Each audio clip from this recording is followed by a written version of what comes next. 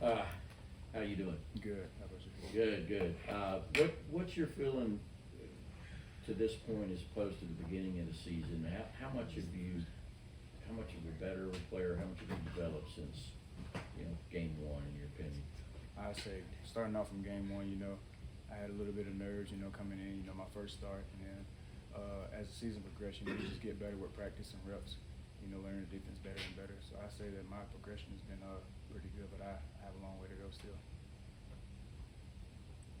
I believe you're the first cornerback to win the Money Mob Chain of the Week. You proud of that, and what does that mean to you to get recognized by Coach Brown like that? I'm really proud of this. The strap mob, we take it real serious, and if you win it, it means that you really had a good week, both on the field and in the classroom. And it was real competitive in our DB room, so it's a big deal.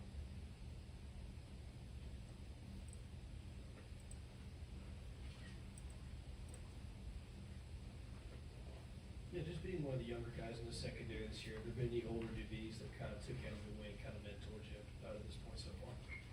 Definitely Keely, Dan, Chris, those are the older guys in the room, and we've just been, really following Chris's lead. He's been one of the guys who's been here for a long time, and he knows he's played a lot of football here, and he's been stepping up along with Keely and Dan, and just taking us up under their wing.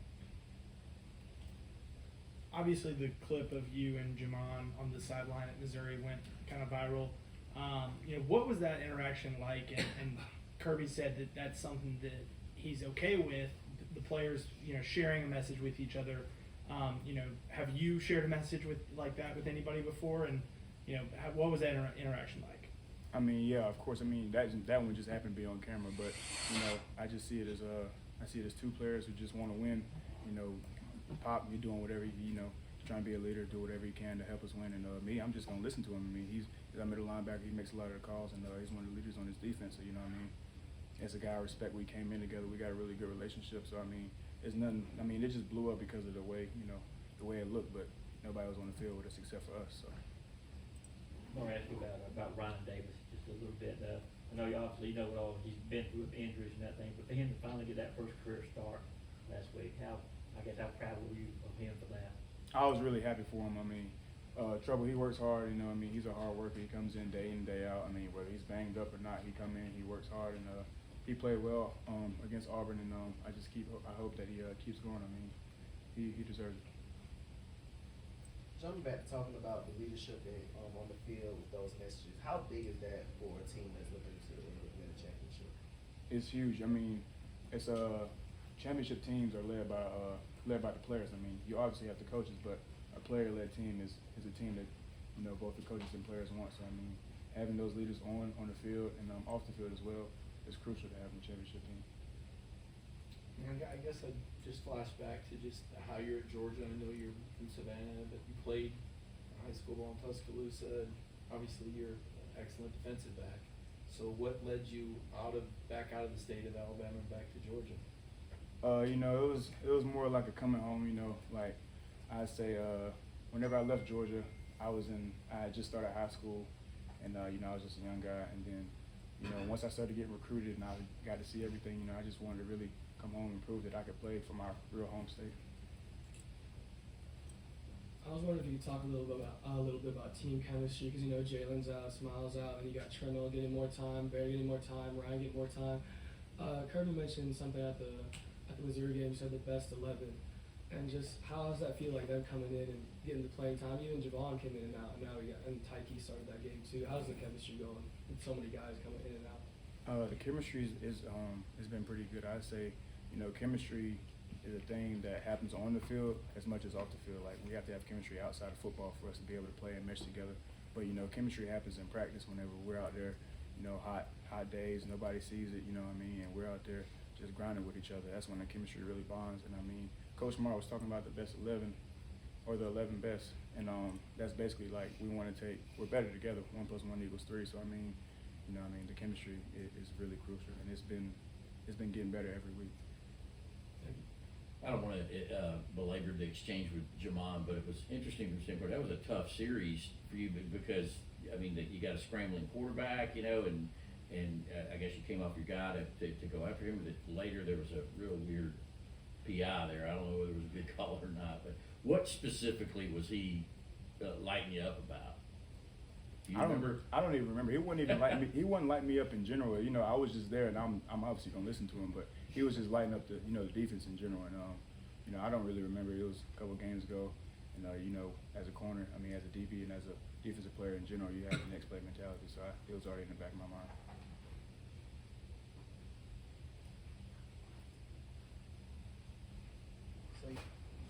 So you talked about how big like Chris and Keely, those guys are for in your development as leaders.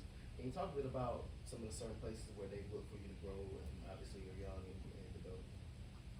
You know, I just say, you know, knowing my role within the defense, you know, knowing where to be at all times and being able to, you know, just do my job whenever my name gets called. Does your number 3 have a meaning to you in any way? It's just always been my number, you know.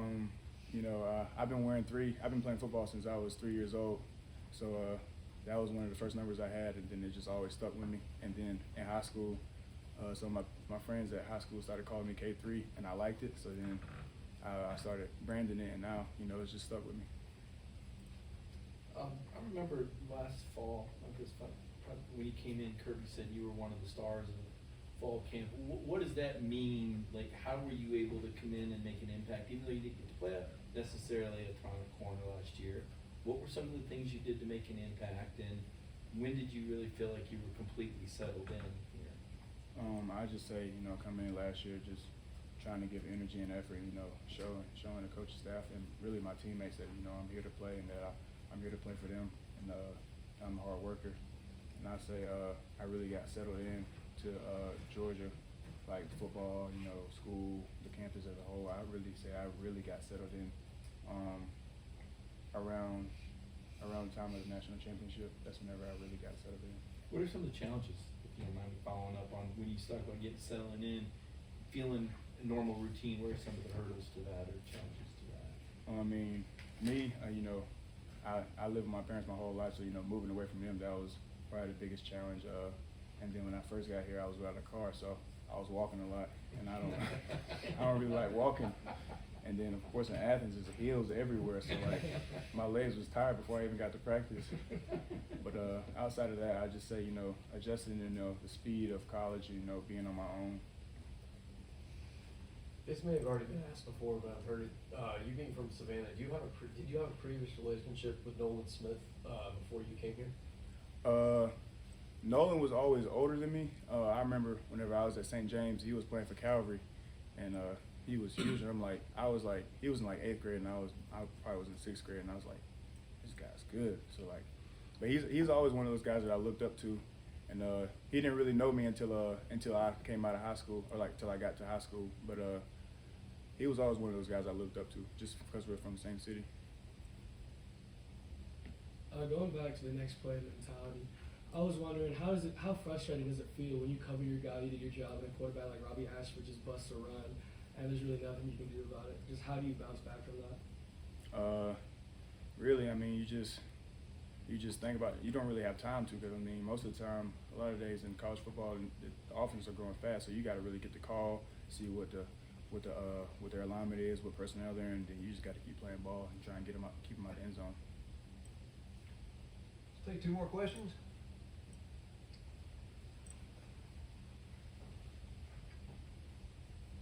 This game specifically, Vanderbilt, and this quarterback is obviously pretty good at throwing the ball around, spinning it. What's your view of Vanderbilt, and what's the challenge on Saturday? Vanderbilt has a really good football team this year. They got a really good quarterback, or really 2 good quarterbacks. One quarterback who can take the top off with his feet, you know, really fast, and then one quarterback who's really accurate.